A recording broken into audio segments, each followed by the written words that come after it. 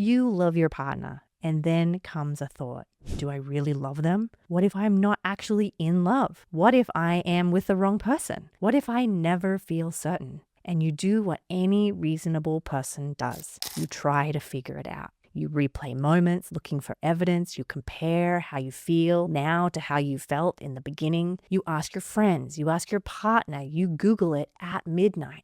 And sometimes you feel better for a little while. And then the doubt comes back. Here is what most people do not know. That cycle, the doubt, the checking, the temporary relief, that is not a relationship problem. That is OCD, specifically a form of OCD called relationship OCD. And the reason most people suffer for years before they find out it is OCD is because relationship OCD doesn't look like what other people think OCD looks like. There are no hand washing rituals, no counting, no obvious compulsions, just a relentless, exhausting loop of doubt about the person they love most. Today, I have Alex Dima, one of the therapists who works for me on my team in my private practice. And we are going to go deep into what actually relationship OCD is, how to know if you are suffering from it, and what the evidence-based treatment, specifically ERP, actually looks like. And we are going to get down to relationship OCD. This is your little specialty, am I right? Yes, it is. Well, I always feel silly saying specialty, but it is definitely my favorite theme to work with for many reasons that we will get into. But I want to also just thank you for giving me the opportunity to come on and chat with you about this. And I'm super excited. Oh, I'm so excited. We have so much to get into, and you are definitely I'm so excited to have this conversation with you because I think it's stuff we talk about together in supervision with the rest of the staff. It's so good. Yes, Yes. it's great. And yeah, I think it's one of those themes that is definitely garnering more attention now and more research. But I think when people are first struggling with it, it feels taboo to talk, as with many themes, Yes. right? But it feels like, oh, this is actually just something else. And this isn't a real thing. And so I think to talk about it and bring more attention to it is so important. And if just one person hears this and is like, oh my God, that's me, and gets help, then like that's all I care about, right? Like my work here is done. And I'm can guarantee there will be more than one. Yeah. So let's get to it. Start simple. What is relationship OCD? How is it different than having just normal doubts in a regular relationship? Right. So, relationship OCD is characterized by intrusive thoughts, obsessions, fears about one's relationship, one's partner, whether or not they're in the right relationship, and a lot of obsessions about maintaining certainty on whether or not somebody is with the one, right? Which I know we talk about that concept a lot. And the doubts can take on many different forms. Some people have obsessions if whether or not they really love their partner, whether or not their partner actually really loves them, obsessions about past relationships, real or perceived flaws, all different kinds. But ultimately, it comes down to wanting certainty that you are with the right partner. Best way Yeah. that I can put it. Yeah. And I think it's so hard because every relationship ponders on whether, and I use the word ponders in terms of like might be a here and there thought, or maybe they are going through seasons where they're not so sure if their partner is the best fit for them. What would be the biggest differentiation, do you think, between those two? Yeah, of course, it's so normal also in general to have doubts at different times in your relationship. That's being human. If you're going to be with somebody for a long time, like it's not always going to be perfect and rainbows and butterflies. But I think the difference from someone with relationship OCD, any small thing feels like a threat and it's persistent and incessant. And you get stuck in these loops where you're not able to be present with your partner because you're worried about whether or not you're in the right relationship, and you have a thought and then you engage in a behavior, whether it's mental or physical, to get some sort of certainty about that thought and get relief from that anxiety.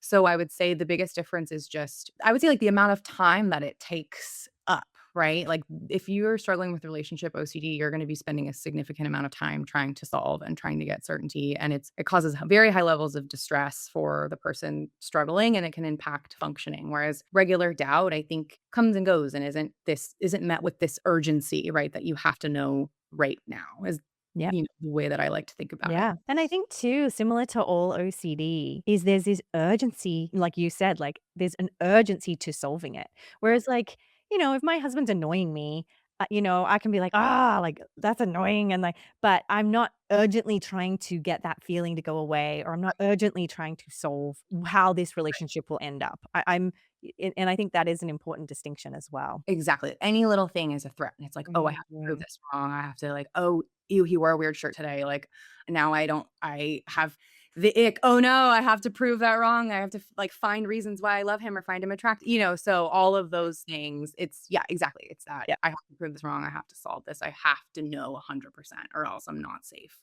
Right, and I love that you brought that up because so many of my clients are talking about the ick now because it Oh was my god. mentioned in Yeah, a show, but I love that they addressed it because it normalized that yes, we get the ick. We do get the ick in all relationships, but right. folks with relationship OCD experience that, as you said so beautifully, as a threat that something is dangerously wrong and we have to fix it, like, we have to solve it, but the ick is normal. It is, and I'm so over the ick culture. It's gotten way out of hand, Right. so I love talking about it in this context. Yes. Yes. So you've already really described what it's like for folks to have relationship OCD, but I wonder if you could go a little more in depth of some of the most common signs and symptoms that someone dealing with relationship OCD. But again, often people might be sort of mislabeling it as you're just overthinking or it's just a gut feeling. Can you talk a little bit more about that? Yes, absolutely. And the gut feeling thing is another thing. I think we talk about this a lot too, that makes me frustrated sometimes for people that do struggle with anxiety or OCD or just generally have a more hypersensitive threat response. Like when we have anxiety, we can very much have physical reactions from anxiety that we actually feel in our gut. And for somebody with anxiety, they might be like, "Oh my god, that's a gut feeling. Something must be wrong." So for anybody listening that struggles with this, I want you to throw that sort of mantra out the window that our gut is not always facts and Yeah. to not focus on that. But I would say something really that we haven't talked about yet, an important distinction with relationship OCD and any theme is that the thoughts are ego dystonic, right? Which I'm sure you've talked about many times on here before, meaning they're just in direct opposition to someone's core values, what they, genuine wants and needs and identity. And so I'll have someone come to me and say, "I'm so confused why I just had this thought that I don't love my boyfriend, my girlfriend, whoever, because the best thing that's ever happened to me, I've never felt safer. Like, why did I just have this? Does my gut know something I don't?" Right. And it's your OCD knows how to get your attention, right? Because it knows that that is going to make you feel like, "Oh my God, this is urgent. Why is it attacking this?" And so that is a big indicator. And then again, the urgency piece. And I would say too, if we're talking about compulsions, right? The difference between just regular overthinking and relationship OCD is you're going to be engaging in a lot of behaviors to get certainty and immediately. So, whether it's a lot of mental compulsions we see with relationship OCD, reviewing past situations, checking internally for feelings if you are thinking about a situation with your partner. So, when we're talking about compulsions, the most common signs and common compulsions that we see, I would say mental compulsions are huge, right? So, a lot of mental review, mental reassurance, comparison, when we're examining our relationship, maybe thinking about a past situation where we felt sure about them or looking for some sort of reassurance that we have the right feelings. Like I'll have someone replay old memories, Mhm. searching for like how that made them feel to gain some sort of certainty. And then, even like debating with yourself, pros and cons, or trying to prove yourself wrong. So that is what we're talking about when we talk about mental compulsions. And then there's also a lot of like internal checking for feelings. So I had a client who would look at photos of her partner to see if she felt attracted or if she felt in love, right? Feeling for these like arbitrary feelings that you can't actually quantify, right? But Yeah. just some sort of certainty in any way that you can get it. We also see a lot of avoidance compulsions too. So if there's something where you may be triggered, clients will avoid that, whether it's actually spending time with their partner, intimacy, romantic movies, or dating podcasts, like anything that's like giving dating advice, right? People will stay away from that, or even maybe hanging out with couple friends that have like a perfect relationship. Anything that may trigger, Yeah. we see a lot of avoidance there. So those are some of the most common. And then I would say too, people ultimately will sometimes break up with their partners to try and get relief or get some sort of certainty, but that also is a compulsion and just repeats the cycle. So Yeah. many types. Those are some of the most common ones Yeah. that I can think of. Yeah, and I actually have had several examples of clients, and this is very common, is they mightn't feel any relationship OCD at the beginning of the relationship. It's like the honeymoon phase. But then once it moves into like getting serious with them, relationship OCD rages Yeah, because now it's serious. Like I need to know. Whereas with a date, they were like, why wasn't it bothering me when I was dating them at the beginning? And now why is it so bad? And I think you're right in terms of like that breaking up. I've had clients who've gone through treatment before for a relationship OCD, and now they're back in a new relationship that they've broken up their partners because it yeah, gets too much. And they're like, I really don't want to break up with her, but it's so strong, or him. right. It's so strong. I just want to run. I want to run. And so they're working through it in real time. The Yes. one compulsion I will add is confessions. Yes. A Yes. lot of folks with relationship OCD that I've seen will confess to they feel guilty for having these feelings or these uncertainties, and so they confess. And the problem with that is if you go to your partner, you're like, "I feel so bad. I'm having thoughts that maybe you're not the one." Now they're freaking out as the partner's freaking out as well. It's like can create Right. once we Right. start compulsions, we can start a fire, you know? Right. Yes, absolutely. And so that is why the right treatment is so important in Mhm. this, because if you are feeding those compulsions and playing into it, it truly can, like you said, start a fire and just make everything 10 times worse. So, Right, right. So, absolutely. talk to me a little bit about the urgency and the uncertainty. So, somebody's feeling this really uncomfortable feeling. Yeah. They're uncertain. They are having relentless, repetitive thoughts on, "Is this the one?" Yeah. You know, that's so terrorizing for Yes. them. What Yes. advice would you give, or what can, that's a lot to carry. Yeah. Talk me through, what specifically types of treatment you would do for somebody in that situation. Yeah, absolutely. So, treatment wise, well, first of all, I love to kind of look at it from a lot of different angles. And obviously, we do exposure and response prevention, and that is evidence based, and it really does work if you put the work in. So, that is at the core. Mhm. But I think when someone is coming with that, just extreme distress and urgency and needing to know, I love to start by just understanding like what is it that they expect love to look like, right? Because I think people have ideas of what things should look like or how things should feel based on something they've seen or read or were exposed to growing up that isn't ultimately reality. And there's also no way to even, again, like I said, no way to quantify what that even is. So the first thing is getting a realistic expectation of what real love actually is. And that you also, just like with anything else, like we don't have certainty about so many things. So why are people putting so much pressure on this one area? And I think you don't have to, nobody knows, even relationship OCD or not, no one knows how their relationship is going to turn out. And so you can have a really happy, fulfilling, amazing love without knowing what the outcome is going to be. And the answer is no answer at all, right? The Mhm. more you try to find the answer, the longer you'll suffer, right? So that is something, I mean, don't get me started on all the Disney movies and the Notebook and all that stuff where it's just these very unrealistic Yeah, portrayals of yeah. what it should look like. But I think a lot of clients that I see kind of grew up on that, or not necessarily, but we're just inundated with a culture of like what love is supposed to be. Mhm. So that plays a factor in a Yeah. lot of the clients that I see. Yeah, and I love that you slowed down enough to address that because I think as we start treating someone with relationship OCD and relationship anxiety is we also have to sort of assess for other subtypes of OCD that can sometimes play into it. I know for me personally, I tend to default to a lot of black and white thinking. It's either good or bad. And so if you're someone who has some perfectionism overlapping, you're more inclined to sort of have a lot of OCD or relationship OCD because it's like, no, he's good if he does this or he's bad if he does this, or moral obsessions that it's you've got to do all the like I've had a lot of clients with that overlap of relationship OCD and moral OCD, and that they're like, well, my husband, cut somebody off at the store and he didn't feel bad about it. So can I be in love with him? Is he the one because he doesn't have these strong over perfectionistic morals? It can get really messy. So I want to also say for people, as you said, understanding the expectations on relationships, but also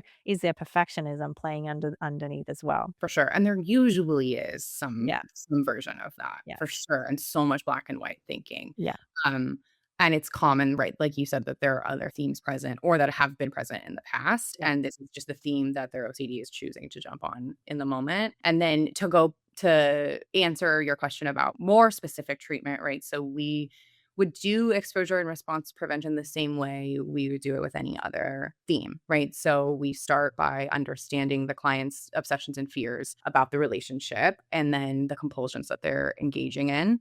And then we establish the hierarchy going from least distressing to most distressing. So if I have a client who is avoiding romantic media, right, I'll have them watch The Notebook and kind of just sit with that discomfort, right? And the goal is to be able to just sit with it without engaging in compulsions, without making yourself feel better, and ultimately not doing anything about it. And then we learn, oh, I can tolerate this and I don't have to know in this moment. If I have someone who's obsessed with whether or not their partner loves them or they love their partner, I'll have them do scripting where the more they go through that, the more they're able to see these are just words on a page and I'm the one that's assigning the meaning and the value to them. And then once they get to a place where they have very low levels of anxiety with that, or they're even bored, even better, right? Then we move on until we kind of conquer all of the fears and the compulsions. And I would also say in this treatment, it's really important to incorporate mindfulness. Self-compassion is a huge one, and then a lot of acceptance and commitment therapy, right? So they're not just lowering their anxiety in these specific scenarios, but changing their relationship to their thoughts and how they see them. Like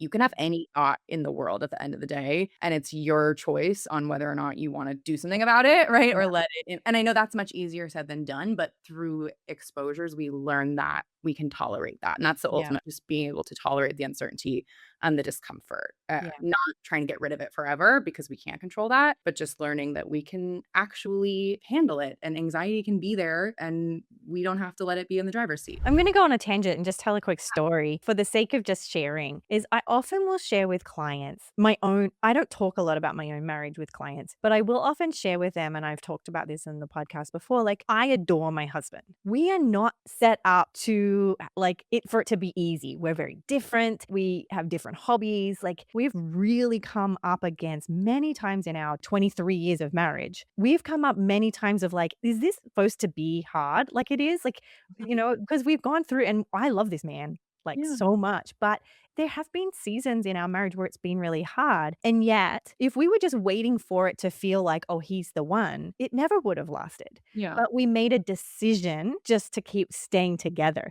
and I Mhm. think that I talk with clients a lot is they're often compulsively waiting for a feeling to Mhm. commit Mhm. and stay Yeah, committed, then totally. choosing, like, that acceptance and commitment of saying, "I'm going to choose," for the and it can be temporary too. You could say, "I'm gonna choose for the next 6 months to stay with this person and go all in and not do compulsions." That is a choice you have to make as a part of this treatment. Don't fall prey to the, "I'm just gonna wait for the feeling to show up," because for some people, as you said, how do you everyone listening, how do you know when you go to any human being, and I've asked lots of non-OCD friends this question, like, "How do you Yeah. know they're the one?" Not one person can come up with an Right. actual good Right. answer. They're like, "I don't Right. know, just kinda know. I don't know. I don't even know if I know.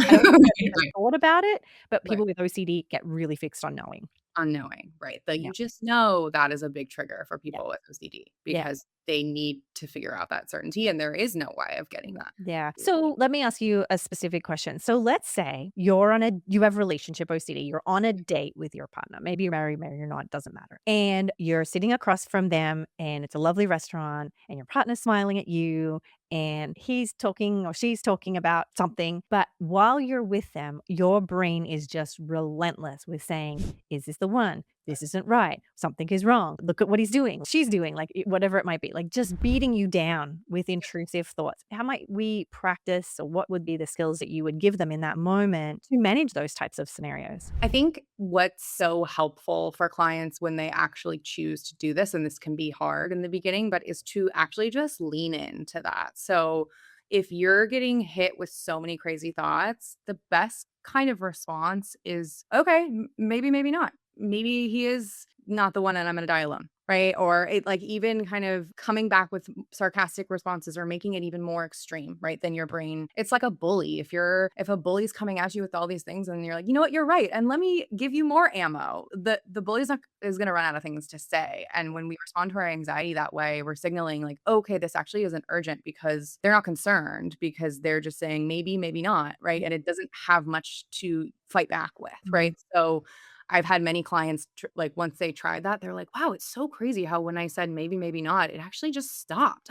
Yep. Yep. And it's okay also if it doesn't stop, but your goal is to stop trying to fight with it so much because that's what signals that it's a real threat. Like ultimately, your anxiety is there to protect you, right? So it's not this like big bad guy. We do need it to keep us safe in some ways, but it's also our job to say, okay, thank you. I am going to choose not to solve that right now. Yeah. I'm going to choose to be present with my partner. That is my value. And I want to enjoy this dinner. And you can hang out if you want, but it's not going to make a difference to me. Yeah. So it's like that leaning in attitude or that like hit me with your best shot attitude, I Yeah. think can be a really helpful shift for Yeah, clients. bring it. Let's go. Like, let's have it. Yeah. Okay. So there are probably a ton of listeners, and you've so beautifully sort of outlined the symptoms of relationship OCD and the obsessions and the compulsions that they may experience and the treatment, planning that we do. What about those folks, because it isn't black and white, there are people who have relationship OCD who do have relationships where there is work to be done. There are,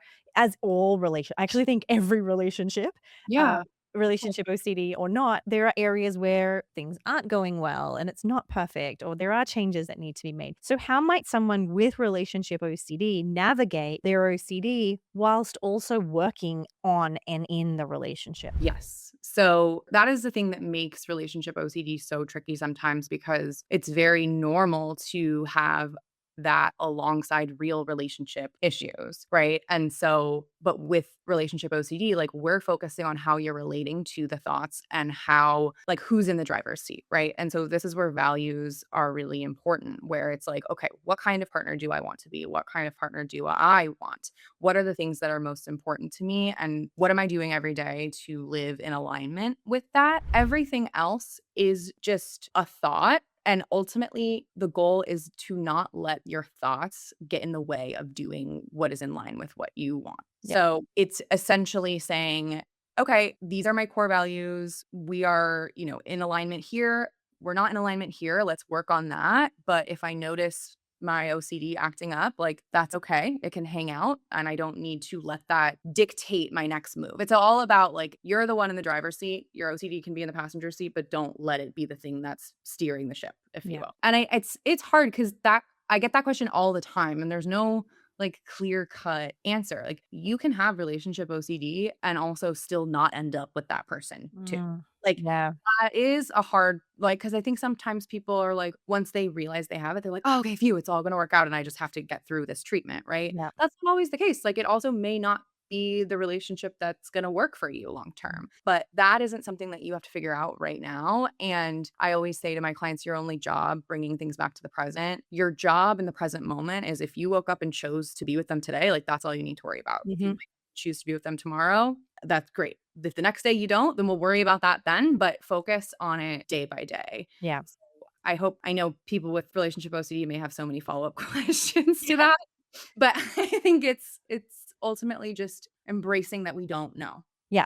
and living with what we want. And Alex, thank you for bringing that up because that is so important. So, for those listening, and we actually cover this, we do this a lot in therapy. That's our job, right? But for those folks who don't have therapy, if you're taking your OCD toolkit, we have a sub module for relationship OCD, and we talk about how your OCD's job is to have follow up questions. That Yeah. is the function. So if you go, right, for today, I am going to tolerate the uncertainty and I'm going to let it be unknown and I'm going to be in this full relationship. I'm going to throw myself in for today. That doesn't mean you're going to be like, oh, great, everything's fine now. Your brain is going to come up with objection after objection after objection. And your job, the exposure and response prevention, is to practice tolerating all the objections your brain is going to have. So you beautifully explain that, right? So you might go, okay, for today, I'm going to accept it. Your OCD brain is naturally going to be like, are you sure? But what about this? But what about that? That doesn't mean you need to abort the plan. It means, okay, we stay with the plan and we keep just being, I don't know, maybe, maybe not. like you explained. And I think that is the key. So many people in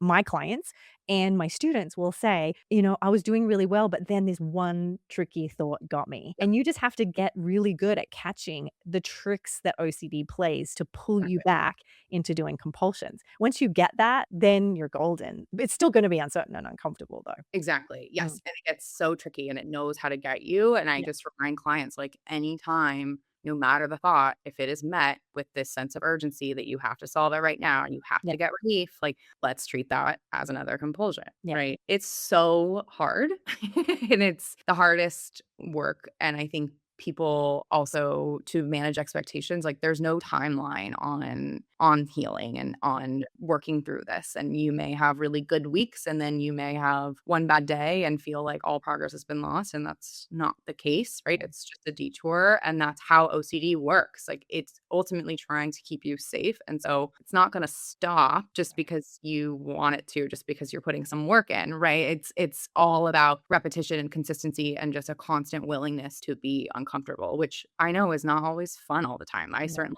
wanna be uncomfortable all the yeah. time.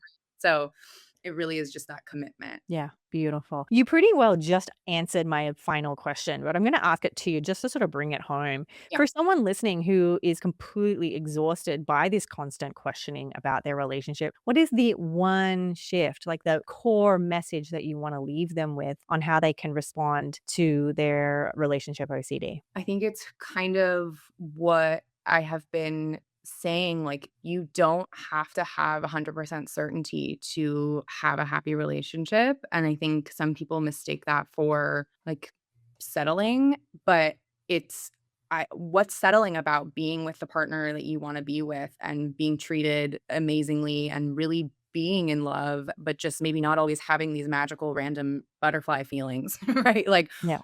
what is that? I don't understand how that is settling, but I think just because you don't have 100% certainty doesn't equal settling, and you can have a very, very happy life without knowing what's gonna happen the next day. Just again, like I said before, we don't know what's gonna happen in any other area of our life, but we still allow ourselves to be happy in those areas. So what's the difference Yes, here? exactly. It's kind of how I would sum it up. Beautiful. I love it. And for me, the main thing I would add to that or maybe go in a different direction is you can work on your relationship OCD and work on your relationship at the Yeah, same time. A yeah, lot of my clients, we do, usually in with OCD treatment, we don't recommend them to be like in talk therapy in addition, right? It's too much therapy at once. And the talk therapy can sort of be co-compulsing. But you can be in treatment for relationship OCD while being in couples therapy working mhm, on real issues in your relationship. The main thing I would say, if that is what if there are real issues in the relationship, is please just make sure your couples therapist is OCD informed. This is to everyone listening, whether you're taking your OCD toolkit or you're seeing a therapist, or you're doing this on your own. As long as your OCD therapist and your couples therapist understand what compulsions are and that you're not doing that the whole time in session, because that could you could be in relationship OCD treatment and your couples therapy could be undoing all your progress because you're just heading over there and getting reassurance and confessing and all the things. So I would say that would be the only like little side note that's not directly to what you're speaking to, but something just to think about. You can be in couples therapy and be in relationship OCD treatment, and working for the same goal, which is tolerating uncertainty and leaning into the relationship you're in. yes, 100%. Yeah. Beautifully said, and it is you're absolutely right. It is so important to find someone that's OCD informed in general because it can set you back, right? If you're in talk therapy and just getting reassurance and sharing all your different compulsions and obsessions, Yeah, so and for folks who if you are in couples therapy, I will add, not that I'm plugging, but if you're love your couples therapist and she or he is not OCD trained, there are courses. Like we have a clinician's course, but you could get a workbook for the therapist so that the therapist is least informed about OCD and the compulsions. We just want to make sure that's not going on. So that's something for everyone to listen to. Now, listen, Al, you're amazing. As you already know, thank you so much for being a part of our amazing team in our practice, but also for doing this amazing work. And you're so good at it. So thank you. you. Well, you're a dream. Kimberly is a dream, everyone. She's the best boss I've ever had.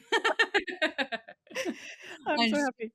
world expert in my eyes. So it's a truly an honor that you would even have me on here to talk about this. So Yeah. I'm so grateful to you. You're the one. So I am so excited that that's I just love that you found this little niche that's so you're so good at. Yeah. Thank you. It All right. means a lot.